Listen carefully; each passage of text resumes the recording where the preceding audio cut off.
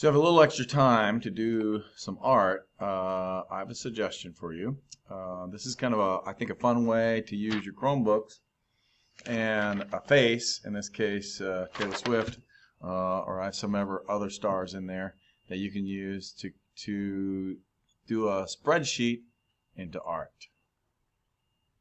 Okay, you will find a folder called, or a Google Sheets labeled Face Grid that's in your Materials section of Google Classroom. You click that open, and this has a grid that goes from A to Z and down 40 sections down here.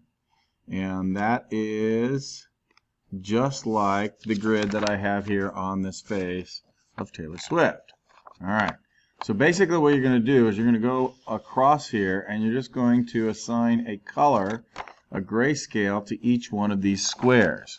In this case, the first level, there's one little tiny little spot there on N. If I wanted to, I could click on this. I would go to this thing that looks like a bucket with a drop coming down called the fill color. Just click on that.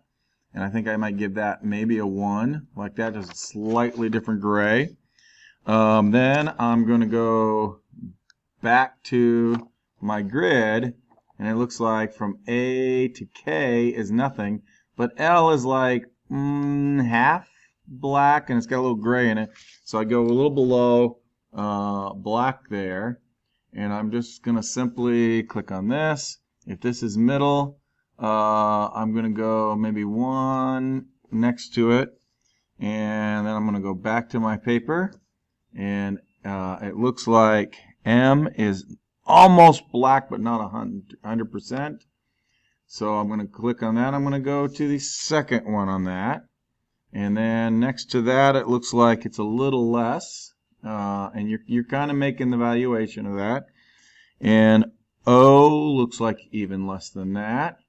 So I may be here, and then P and O look very similar.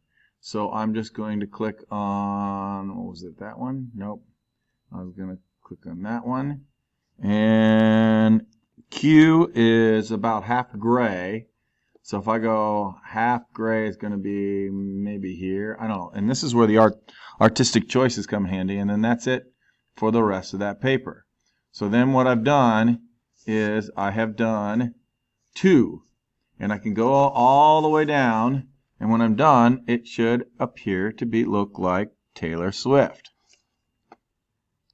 Okay, so I'm going along and I'm looking, and it looks like O, P, Q, and R all have the same amount of gray. It's her hair like that. So here's a trick you can do, is when you click on this, you can say O, P, Q, R. So you click the O and you get to the R, hold the shift button down and click, and you can do all of those at the same time. And that was about a medium gray, maybe medium light, like that. Okay? So then I have a whole section, and S looks like it's 1 less than that. So I might say that. Actually, I'm thinking I might go a little darker with that. And see, it's all about comparison. It's all like, I'm looking at that and looking at that. That seems to make sense. T has just the tiniest bit in it. And then that's it for that entire row. So I can just make that gray like that. And then I can keep going. Another trick you can do is take a piece of paper and kind of cover it up and just do the section you're doing, so you don't lose focus as you go down. Another trick I'm doing is I'm not clicking on every spot, like click and then click up here. It's a lot of movement of my cursor here. So what I'm going to do is, if I'm clicking on that and I hit the arrow button on my keyboard, you can move back and forth with your arrow buttons, and then that's another good shortcut.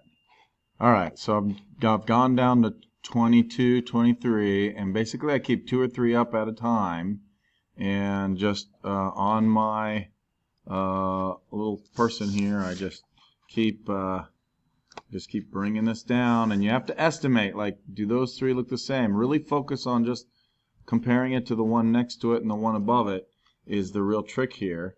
And then when you, let me see if I can zoom out of this. There we go. And move that over a little bit. All right, when I move that over, that's starting to look like her. That's kind of cool. So just a little experiment. Hope you have fun with it.